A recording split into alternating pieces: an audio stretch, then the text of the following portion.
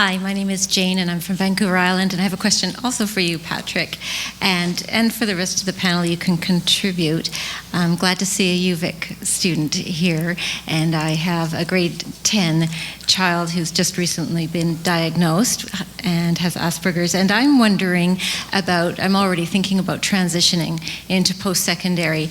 And Patrick, I'm assuming there is a support group at UVic, but I'm wondering about the kinds of life skills or planning skills that you might have found helpful to have been, and that perhaps with your research, Doctor, you've found might have been helpful. I'm thinking IEPs, and I'm thinking about Planning 10 that every kid has to take to graduate, and how that might be changed a bit in order to make transitioning into post-secondary much easier for high-functioning Asperger's kids who look like they should be able to cope, but clearly have gaps that perhaps their teachers haven't identified. There's, I'll maybe go, and if you have anything to add? Or, sure. Yeah. So there's several things that jump to mind. The first one is to go out and physically explore the environment with the individual concerned, because physical familiarity, I think, is really helpful. Get to know the layout of campuses and where supports can be found, because at universities there's an expectation that if you need support, that you will access it on your own. So besides disability offices, there's often things like counseling supports, or various maybe writing things, or I don't know how it might vary between campuses, but exploring those things is really important.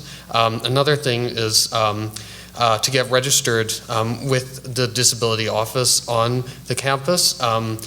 Now, you do need documentation for that, and an IEP is not generally considered sufficient documentation. Generally, you'd have to get something more like a psychoeducational assessment, not a documentation of diagnosis per se, but also a documentation that says recently, within the last few years, what sort of educational barriers there might be. And once you have that, then you can register with the disability office on the campus, and that would get the individual access to a variety of accommodations, such as, if necessary, more time on tests. One really useful one is the ability to take a reduced course load. If the individual, would be unable to cope with a higher load or for stress or whatever. I myself started off taking only 2 courses when I first started at UVic, and then later increased to 4 when I found out that I could handle 2. So that's something I would highly recommend. Another thing is, if it's at all possible, don't move away as well at the same time. I know that if you're in a rural area, then, too bad, not possible. But if you do live near a campus, then trying to minimize the scope of the transition all at once would be really useful to have some continuity in that area. If you do have to move further away afield, then that's going to add another whole set of challenges on top in terms of independent living, and that, and if it's going to be necessary to move away, then those are things that, you'd need to start working on, so that the person would be able to do that at the time, and without support. And one more thing is, also, because it is adulthood, the individual would have to give anyone else permission to be involved in their affairs. So if it might be helpful to the person to have you or somebody else involved in accommodations or whatever, then you would have to secure permission. And I'm going to go on forever if I don't shut up. So. Patrick's basically captured everything that I was going to say. In terms of my own experience in the research study with the participants, one major theme was managing the transition and the difficulties associated with that.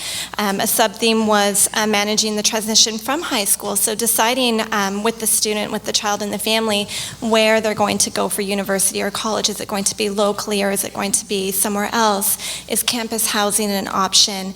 What does course selection look like?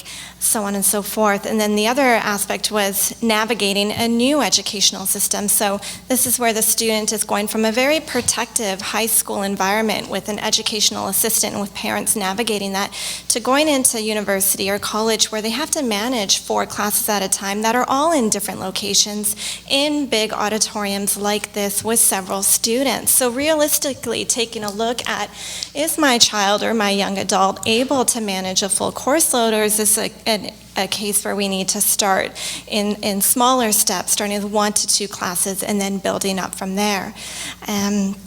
Patrick already touched on having that documentation all ready to go, a psychoeducational assessment being completed in the last 3 years, showing the functional impact of the disorder, not necessarily that the child or the young adult has autism, but how does this affect them academically is what the post-secondary institutions are going to be looking for. Another pertinent theme that came out was managing academic expectations in terms of planning and organizing all the course assignments that need to get done, managing their time so they're studying in advance for quizzes and for examinations and attending appointments, so on and so forth. So I think the best time to help prepare for that is in high school, whether it's through teaching how to use a day planner. We can't give a child a day planner and expect that they know what to do with it. It really is direct instruction on writing the goals in the day planner and coming up with feasible steps to attain those goals.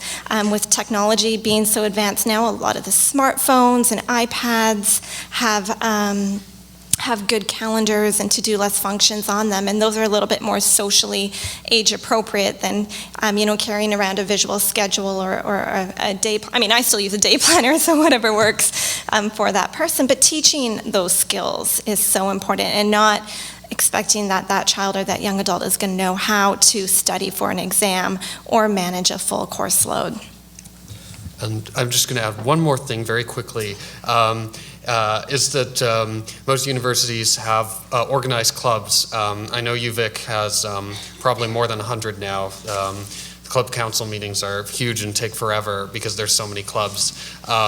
And there's such a wide variety of them that maybe there might be some that match an interest of an individual. So that might be something to explore as well.